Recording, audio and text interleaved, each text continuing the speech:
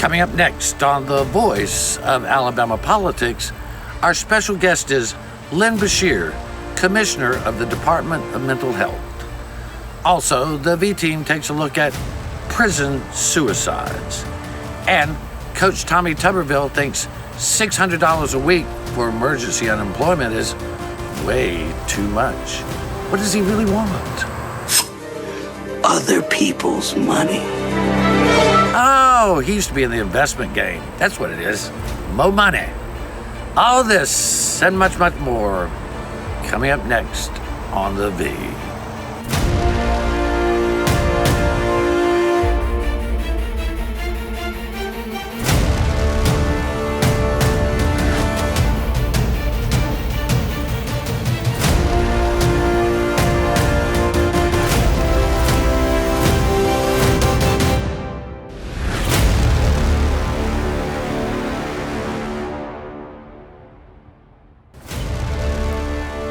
Welcome to The Voice of Alabama Politics, where we tackle the tough issues so you have the hard facts. I'm your host, Bill Britt, and today I'm joined by Josh Moon, investigative reporter and columnist at APR, and Susan Britt, research guru extraordinaire and my constant companion. How are y'all this wonderful day? Great, how are you? Yeah, doing good over here. How about you guys? Doing excellent. Doing great. Outside of beautiful downtown Attala.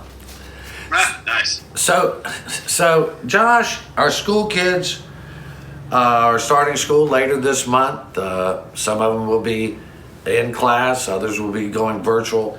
But there's two cautionary tales coming out of our sister states of Mississippi and Tennessee.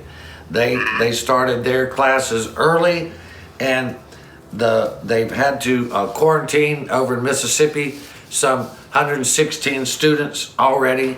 And in Tennessee, they are considering closing down some school districts altogether because of the COVID-19 cases that are popping up among students and teachers. Cautionary tale here.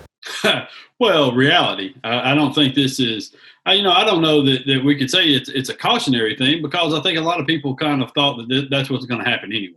Because you look at the facts of this virus and how it spreads and how quickly it can spread and how we're going to have to do tracing and those types of things to try to keep it under control somewhat in schools where kids are roaming around mostly without masks. It's just, this is life now, and I don't know how it's going to work for a lot of these schools. I understand the quandary that a lot of school systems and state officials are in opening schools. But, the fact of the matter is that you have this virus that's going to spread when you get people together in a confined area indoors for a long period of time. And I don't know how that's ever going to work. I mean, Susan, we're expecting children to show up at school and wear a mask, and they go to school in a Panda Patrol mask and they come home in a Spider-Man mask because they traded it at lunch. I mean, I don't know how you get the message across. Well, we've already had Gadsden City School had to postpone their band and football practice because of COVID. We have, I believe it was Gordo High School, that their football team and their marching band are now under quarantine. So we haven't even started school yet, and everything's beginning to shut down. Yeah, there are two high schools in Mobile that their football teams have had to quarantine for 14 days, right. And it's just life, and that's what I'm saying. People say, well, you just don't want things to happen, you don't want football to take place or whatever. No, I mean, this is just the fact of the virus. I don't know. It's just. I understand the point of the children are probably going to be fine. Okay, I get that. But what you're also doing is spreading it to all their family members. Yeah. And that's where the concern comes in for a lot of people. You can't tackle somebody while still social distancing. It doesn't work. It's hard. It's hard. Hey, okay. Yeah. Deion Sanders tried it for years. Deion Sanders was the best social distancing tackle we ever had, but that's good. Yeah, I know. I've seen a few social distance tackles. Didn't work out that well. Well, it's a quandary. We're just going to have to get through it somehow, and hopefully we will not experience the worst. Yes. You know, we've had a lot of problems with our state prisons. It is just one disaster after another. They are unsafe, they're inhumane, they are terrible places. We've been to them.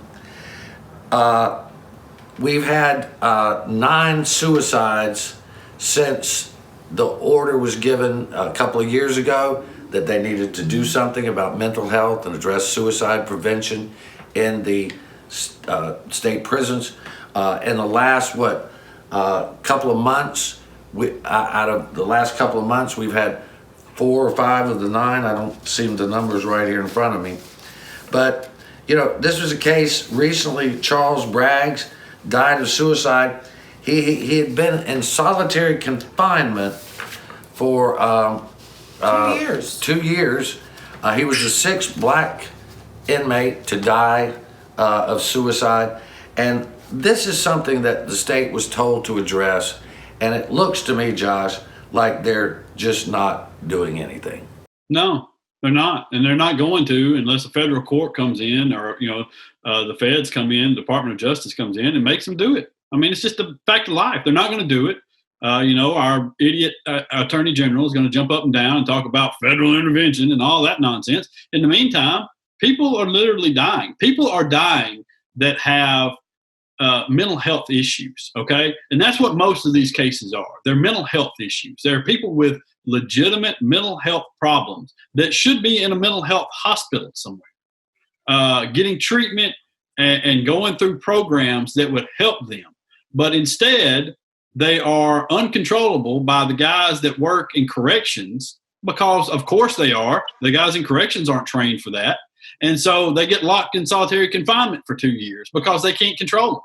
And so this is the sort of thing, the problems that we have out of this. And until somebody comes in and makes us do something about it, we're going to continue to have these issues. Well, if you put me in solitary confinement for 2 years, I would develop mental health issues. Yeah. Well, and the thing is, we keep reminding, and this is something that I'm not sure our lawmakers understand, that just because you're incarcerated does not mean you lose your humanity. What you lose is your freedom. And then the state has a custodial responsibility for your health and well-being. Mm-hmm. And it just doesn't seem they get that. No, and the goal of our prison system, stated over and over and over again, is rehabilitation. All right? What's taking place there isn't rehabilitation. And the atmosphere that is in our prisons is not set by the prisoners. It's set by the people who run the prison. That's the way this works. Well, there has been a failure of leadership for so long that failure has become acceptable at every standpoint in the prison system. And it's a shame because we can do better. Yes, we can. We're just choosing not to. But we're going to have to leave it right there. You're watching The V, the voice of Alabama politics. We'll be right back.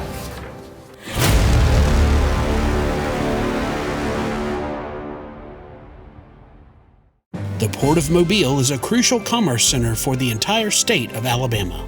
Activities with our shippers generated over $490 million in tax revenue for the state. We've generated 135,000 jobs by having a competitive seaport within cost-effective reach. Thanks to the state's leadership, Alabama's only seaport is being modernized to ensure that we are continually competing on a global scale. For more information, contact the Alabama State Port Authority at asdd.com. A lot can change in 5 years. Except those smile lines you treated with Bellafill. Because that's about how long Bellafill will keep them smooth and filled. 5 years. Now you can always look your best without all those injections, appointments, and costs. Bellafill is the only dermal filler that stimulates and maintains collagen growth long term. Now time is on your side.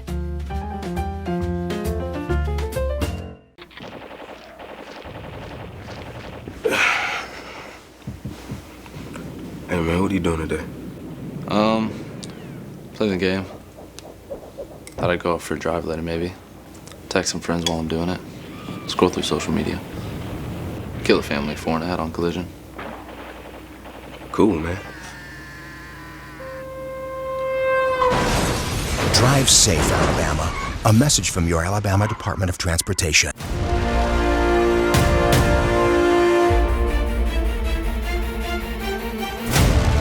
Welcome back to the voice of Alabama politics. Our special guest today is Commissioner of the Alabama Department of Mental Health, Lynn Beshear.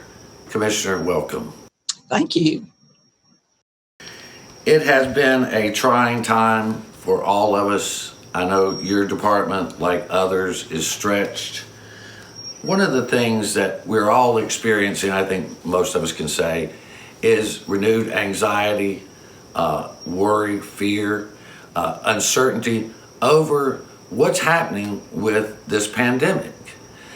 From your perspective and what you see out there from a mental health perspective, what are the things that you're seeing the most prevalent in our state? Okay. Well, first of all, thank you for this invitation. If ever there was an opportunity afforded to our department to engage in a broader discussion about mental health and emotional health, this pandemic has presented that opportunity to us.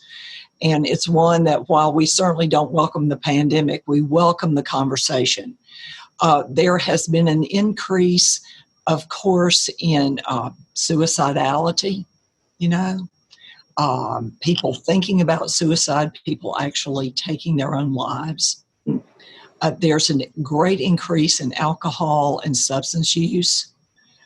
There has been an increase in domestic violence and child-related issues as well that has increased DHR's caseload.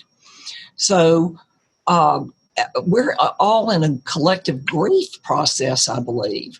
We're grieving for loved ones who may have been lost. We're grieving for our lost life that we used to have and that we didn't realize was so good, perhaps, but we grieve for that loss. So anxiety manifests in many ways: irritability, lack of sleep, loss of appetite, generalized change in behavior.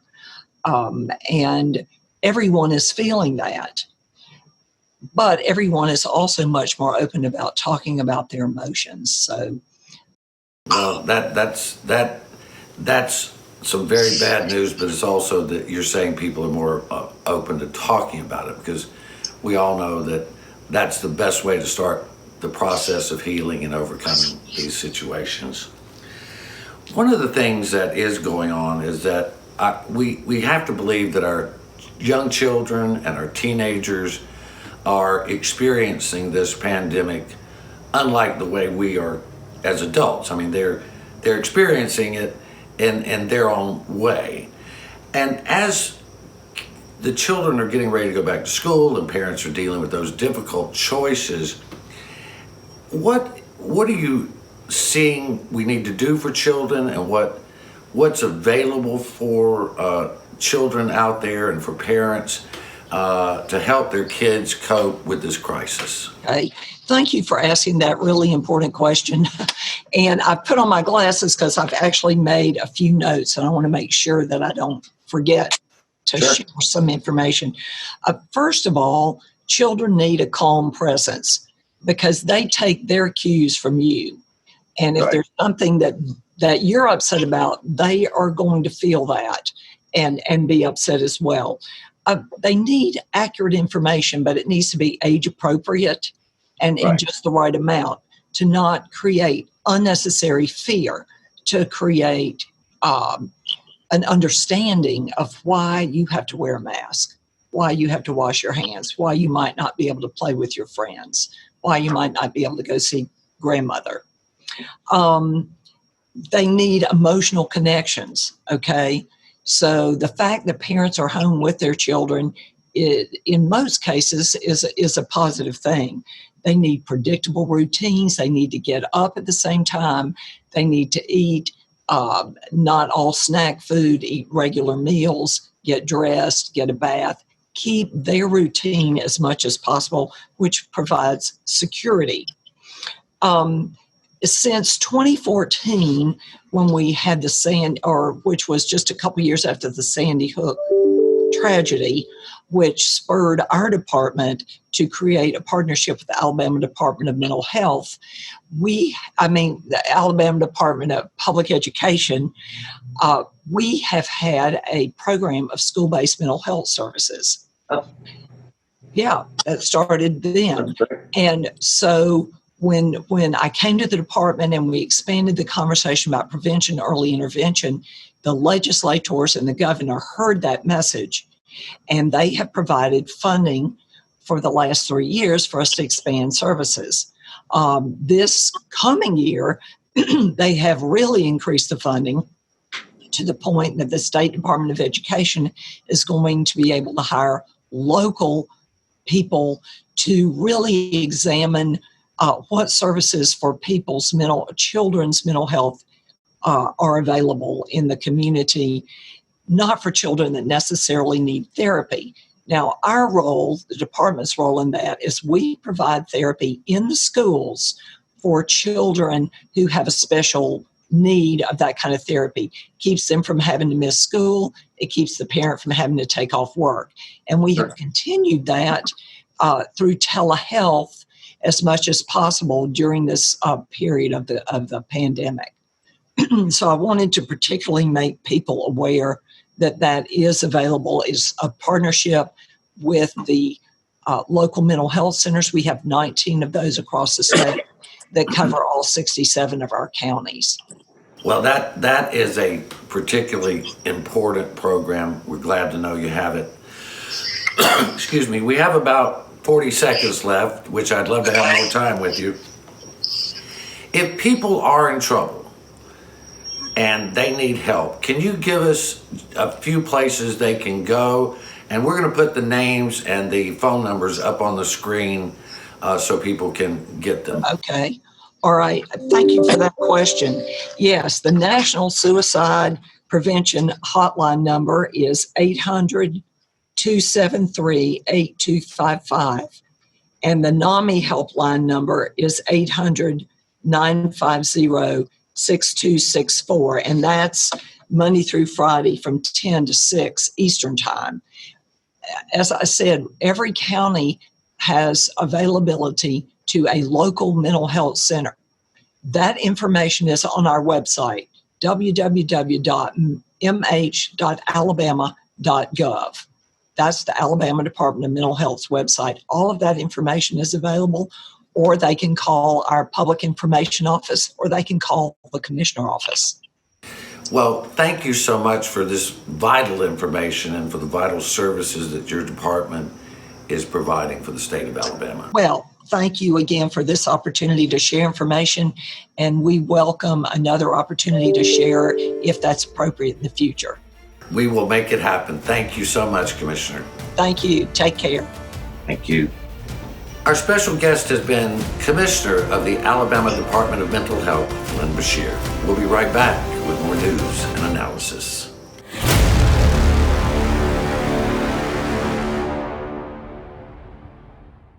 Today, we are at war with an invisible enemy. Not that long ago, families across Alabama helped America turn the tide in World War II. Some joined the front lines in combat, while others led the fight on the home front. Those sacrifices helped our nation win the war and go on to define the greatest generation. Now, we must answer today's call. By comparison, our sacrifice is small, but each of us can do our part. Mask up, Alabama.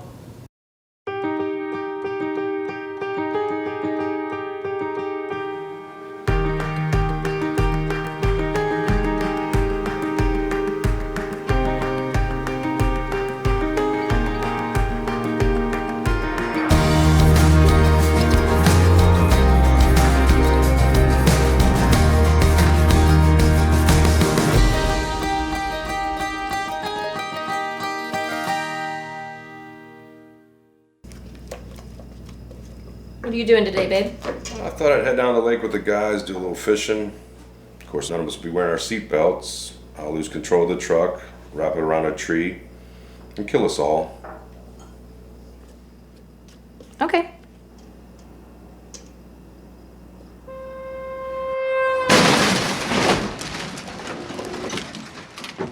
Drive safe, Alabama. A message from your Alabama Department of Transportation.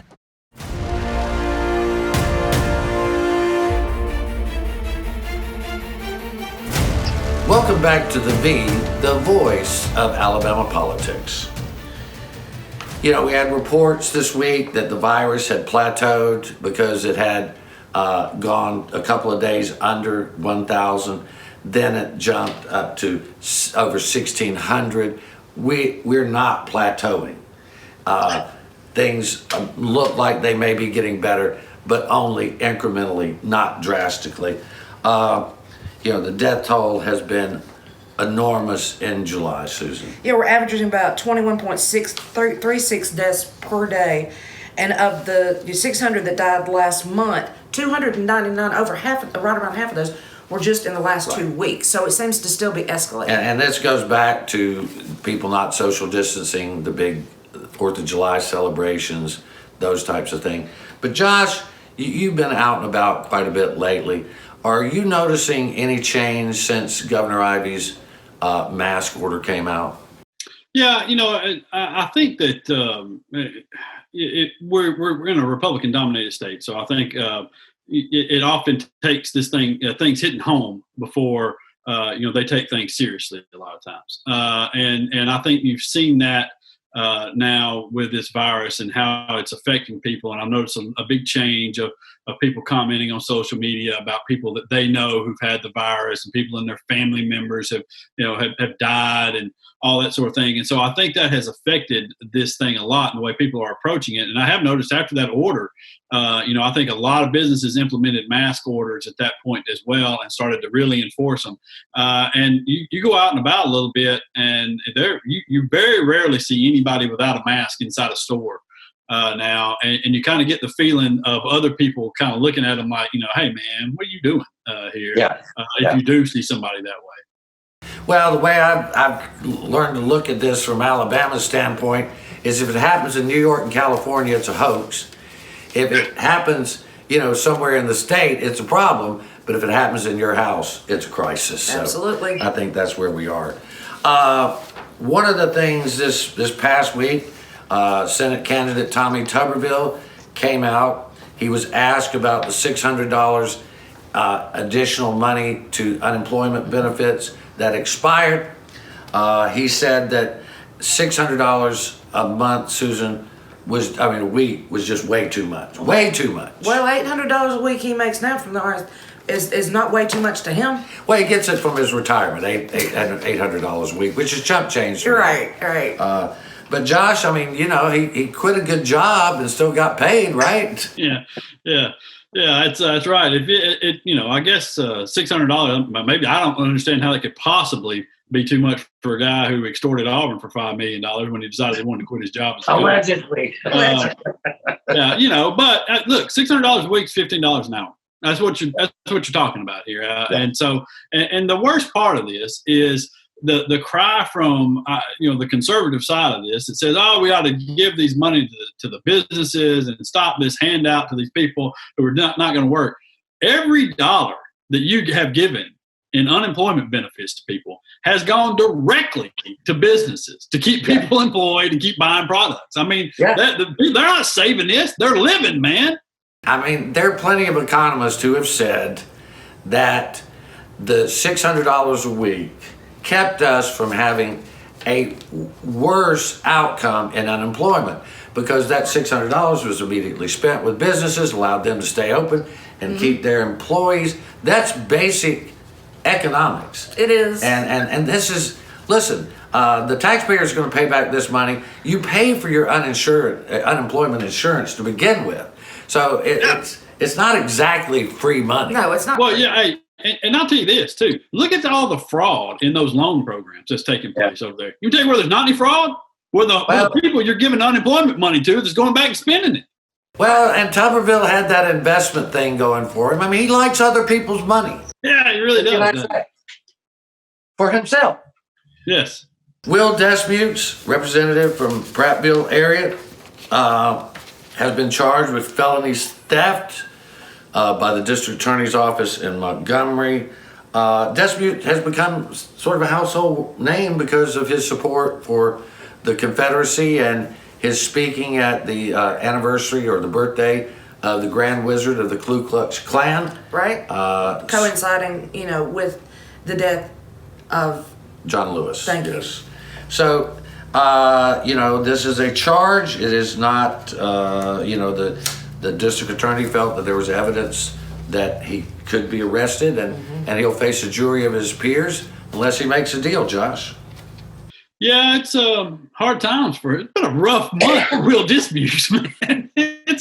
He lost his job as the pastor. He had all of his buddies tell him to resign. Now he's in jail for a little while, and it's hard. It's heartbreaking for the racists. Well, and he showed up. He showed up to turn himself in a pair of shorts and sneakers and a t-shirt and a hat. I'm going to be out of here in 15 minutes. How he showed up in the courts. Yeah.